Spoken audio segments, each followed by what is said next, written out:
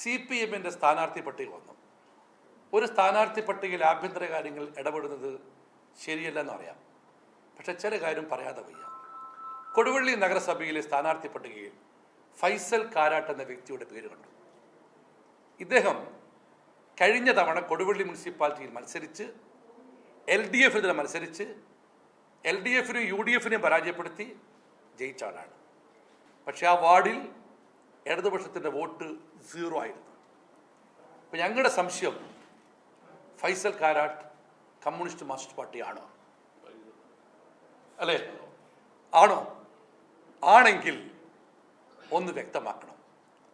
Communist Marxist പാർട്ടിയിലെ അംഗമാണ്, അല്ലെങ്കിൽ ഒരു നേതാവാണ്, അല്ലെങ്കിൽ അദ്ദേഹം പാർട്ടിയുടെ നേതാവായി അംഗീകരിച്ചു എന്ന് ജില്ലാ നേതൃത്വം പറഞ്ഞ സാഹചര്യത്തിൽ അദ്ദേഹത്തിൻ്റെ കഴിഞ്ഞകാല കഥകൾ കൂടി പറയാതെ വയ്യല്ലോ.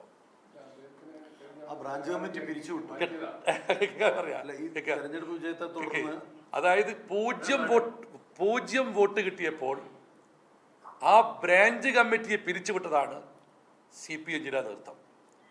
അപ്പോൾ ആ ബ്രാഞ്ച് കമ്മിറ്റിയേക്കാൾ വലിയ ആളായി ഫൈസൽ കാരാട്ടിനെ കാണാൻ കമ്മ്യൂണിസ്റ്റ് മാർക്സിസ്റ്റ് പാർട്ടിക്ക് എങ്ങനെയാണ് സാധിക്കുന്നത്? AKGയുടെയും കൃഷ്ണപിള്ളയുടെയും നായനാരുടെയും കോഴിക്കോട്ടാണെങ്കിൽ കേടുകെട്ടിനടക്കം നയിച്ച പാർട്ടിക്ക് ഇത്ര ദയനീയത വന്നു. ഞാൻ കഴിഞ്ഞ 5 വർഷങ്ങളായി കോഴിക്കോട്ടെ കോൺഗ്രസ് പറയുന്നുണ്ട്, CPM-നകത്തുള്ള ഒരുപാട് നല്ല പാർട്ടിക്കാർ ഇപ്പോഴും പാർട്ടിയിലുണ്ട്. സത്യസന്ധരായ നിസ്വാർത്ഥരായ കമ്മ്യൂണിസ്റ്റ് പാർട്ടിക്കാർ പ്രവർത്തകർ ആ പാർട്ടിയിലുണ്ട്.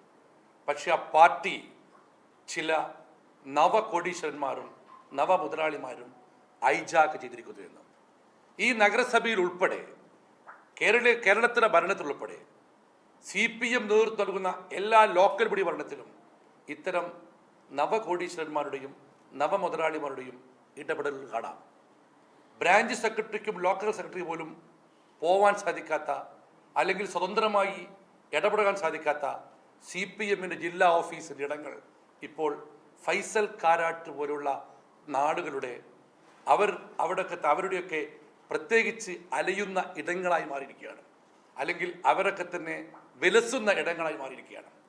അപ്പോൾ കമ്മ്യൂണിസ്റ്റ് മാർക്സിസ്റ്റ് പാർട്ടിയെ സംബന്ധിച്ച് ഈ സ്ഥാനാർത്ഥിത്വത്തിലൂടെ കോഴിക്കോട് ജില്ലയിൽ അതിൻ്റെ മുഖം മാറിയിരിക്കുന്നു, പാർട്ടിയുടെ നിറം മങ്ങിയിരിക്കുന്നു, പാർട്ടി അധപ്പതിച്ചിരിക്കുന്നു. അത് ഞാൻ പറഞ്ഞല്ലോ, UDF പ്രഖ്യാപിക്കുന്നത്. അന്നും ഞാൻ പറഞ്ഞല്ലോ. ഇപ്പം ഞങ്ങളുടെ പാനൽ നയിക്കുന്നത് PN നിയാസ് ആണ്, KP ജനറൽ സെക്രട്ടറി. പക്ഷെ മേയർ സ്ഥാനാർത്ഥി UDF പ്രഖ്യാപിക്കും.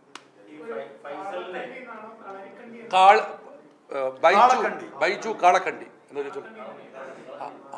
ഈ ഫൈസൽ നേരത്തെ സ്വർണ്ണക്കടത്ത് ED കസ്റ്റംസ് ഇതിലൊക്കെ ഉണ്ടായിരുന്ന ആളാണ്. അയാള് ഈ LDF-ന്റെ സ്ഥാനാർത്ഥിയായി വന്നിട്ട് 2 ദിവസമായി. നിങ്ങളെന്താ പ്രതികരിക്കാൻ വൈകിപ്പോയി? അല്ല, ഈ ഫൈസൽ കാരാട്ട് പണ്ട് സഖാവ് കോടിയേരി ബാലകൃഷ്ണൻ ഒരു ജാഥ നടത്തിയപ്പോൾ പല നേതാക്കന്മാരുടെയും ജാഥകൾ ഇലക്ഷൻ കാലത്ത് നടക്കാറുണ്ട്. ഈ ജാഥ നായകന് സഞ്ചരിക്കാൻ പ്രത്യേകമായി സജ്ജീകരിച്ച ഒരു വാഹനം എല്ലാ ജാഥയ്ക്കും.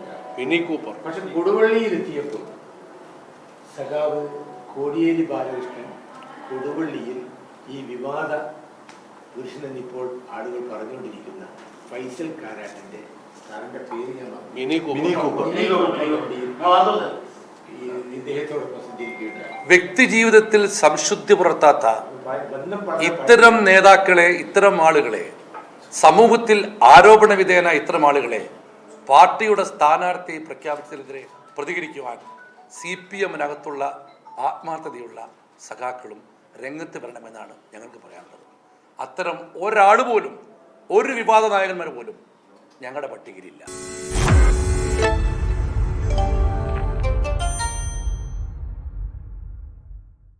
ലോകത്തെവിടെയായാലും ഏത് സമയത്തും 24 വാർത്തകളും ഓഗ്മെന്റഡ് റിയാലിറ്റി പാക്കേജുകളും എക്സ്പ്ലെയിനറുകളും വിശദമായി കാണാൻ ഞങ്ങളുടെ YouTube ചാനൽ നിങ്ങൾക്ക് സബ്സ്ക്രൈബ് ചെയ്യാം.